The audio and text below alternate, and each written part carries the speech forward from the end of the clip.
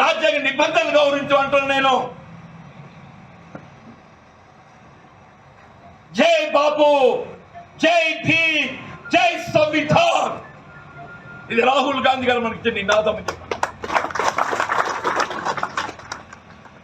పదవి అధికారం కాదు, అధికారం లాలూచి కొరగా ఏదైతుందో ఎట్లా జేబు నింపుకోవాలని చెప్పి తాపత్రపడేటోళ్ళు జాగ్రత్త అని చెప్పంటారు. నాకు ఆశ్చర్యమయ్యా, వాడు ఎన్నడూ కాంగ్రెస్ పార్టీ జెండా పట్టనోడు, కాంగ్రెస్ పార్టీకి నా దగ్గరనే ఉన్నాయి. ఊరిక నువ్వెవడురా?